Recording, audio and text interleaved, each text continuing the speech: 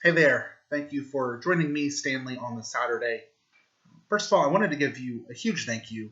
I've received several comments about these videos, and it really helps. Sometimes it seems like I'm putting up videos, and I never know if people are watching or not. And to know that people are watching them and actually thinking and interacting with it is very meaningful to me. And so thank you so much to everyone who's commented or reached out and messaged me. It really does mean a lot. Um, we're looking at postmodernism, and it is a complicated thing to try to look at in the United States. It gets very charged looking at postmodernism and trying to figure out what it means for us to live in a postmodern culture. Um, and I don't know if everywhere in the United States is postmodern or not, because some parts of the United States, in some parts of the United States, it's very obvious that like we are past the Enlightenment and modernity. We are past just thinking that things are there's reason and it's just obviously that. In some ways, we are very clearly past that, and in other ways, we're not past it. Um, and this kind of critique of modernism and this kind of wheeling in of postmodernism, like not letting it go to these extremes that I've addressed, um, we are very much in the midst of it in much of the United States. So if you're toward that more like no, like we can just think our way to truth, enlightenment mentality, feel free to mention that, comment that, kind of put where you think things are at, or comment how like you had to rethink yourself because of things that are brought up. If you're on the more postmodern side of it, things are just relative, and you don't think I'm pushing things far enough, feel free to comment that, or comment how my walking back some of postmodernism is maybe pushing you in your thinking. Um, I think that's when we do this generously and when we bring our thoughts and disagreements to each other in a generous way, in a respectful way, that's the way that we start moving forward. And so feel free to message me, comment. Um, let's try to interact with these thoughts.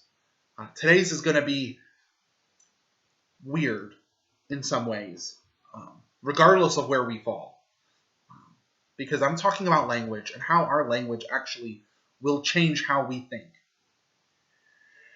And it's kind of weird and kind of hard because, it's our language. Our language is the way that we present truth, the way that we present our world. I cannot even try to present any kind of truth or understanding without using language, without using my words. And so for most of us in the United States,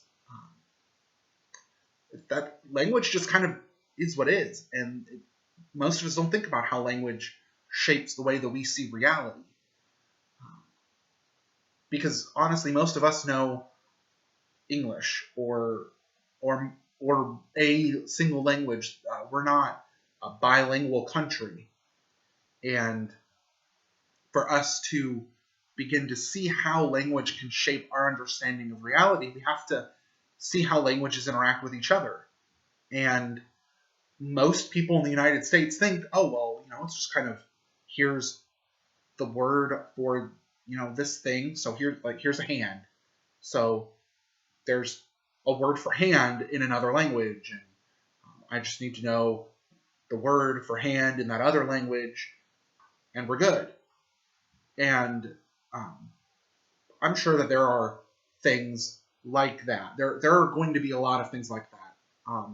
A lot of languages, especially when we are interacting with more like European languages that would have come about around the time of English. If we're interacting with French and Spanish and German and some of the Scandinavian languages, I mean, there's going to be a lot of overlap. These are languages that will share a common history. Italian, these languages, we should expect there to be overlap and sharing of understanding with these languages. But that doesn't mean that you can take one language and just shift it over to a different language and nothing be changed. It's kind of become pop culture to talk about things being lost in translation. You use a turn of phrase, and maybe it's a common metaphor, or it's just the way that people end up talking about something, and it just doesn't come across right from one language to another. It's becoming kind of known that happens. The reason it happens is because our languages do change how we view the world. And so we can't just say, okay, well, I'm just going to talk about this thing and it'll just be there. That's how it's going to work. No, instead, you can bring that thing up, but then you also have to accept, okay, well, here's this concept, but the words that are used to describe the concept point to something beyond those words. Languages are developed because there are truths behind the words, but the truth behind the words isn't held in the words itself. Even trying to talk about this is really hard. So if it seems like I'm kind of going around in circles or not quite getting where I need to get to, then I'm very sorry about that. But again, I'm using words.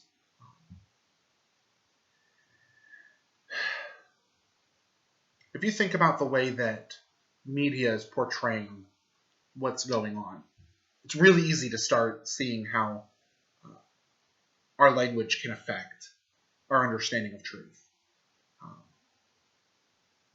Just think about how you'll have different news sites, they'll word something differently to try to twist it to get to their view of things. We do our best to point to the truth that is out there. But our words are always going to influence how we point there. I know back in school, middle school, high school, we learned about the difference between the denotation and the connotation of our words.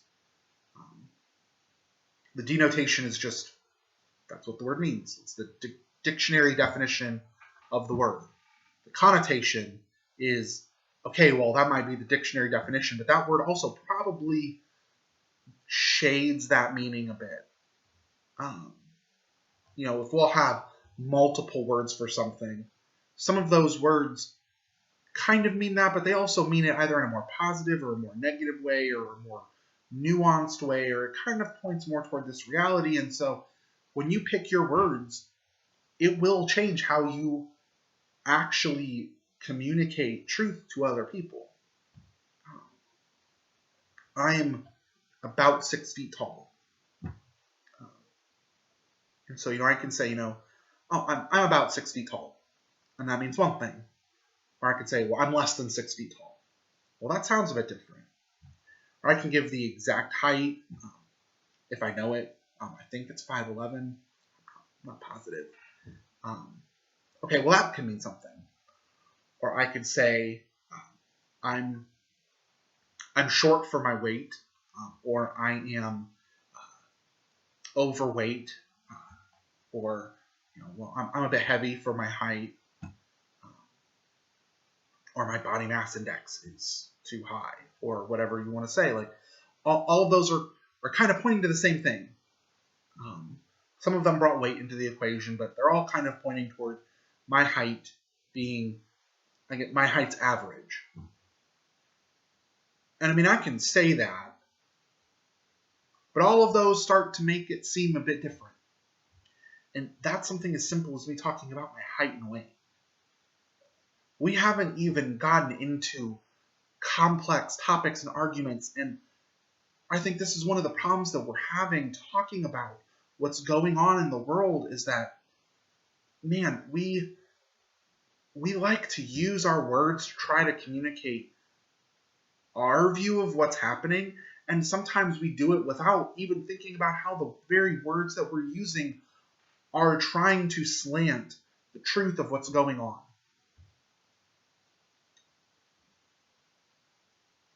Just by changing a few words, you can completely change the meaning of something that's being said, or the way that people are going to think about certain things or certain groups of people.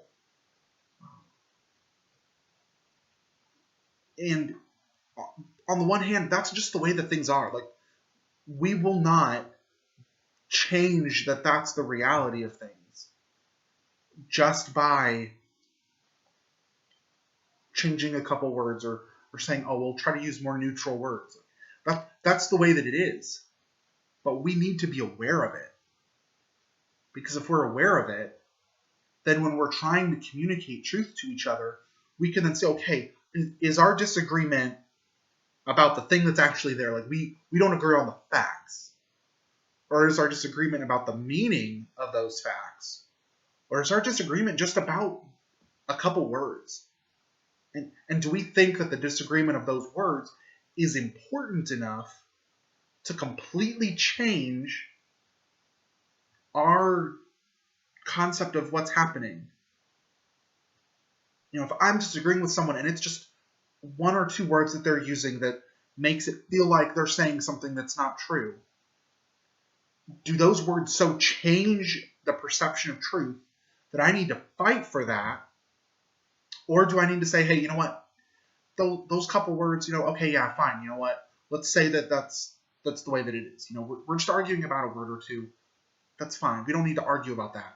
But do you realize that if what you're saying is true, it means something different than what you say it does? We have to be very careful with our words. Postmodernism tells us this. We have got to be careful with our words. Because by changing a word or two, it can completely change the way that someone understands truth. And by changing a word or two, it could mean that I prevent someone from seeing the truth. Just changing a word or two could change the perception of what's going on so much that it could change what I'm saying from a truth to a lie. So as we continue interacting with postmodernism, we need to understand our access to truth always goes through words. And if that's going to be the case, we need to be careful with the words that we choose, because we need to use words that can best get us to that truth. I hope that the words I have chosen in this video weren't so cloudy that you can't see some of what I'm talking about. If any of the words are making it really hard to understand what I'm trying to say, please, let's continue on with this conversation. But thank you for trying to join me. Hopefully, I was able to communicate my thoughts well enough. But thank you for joining me this Saturday. God bless you guys.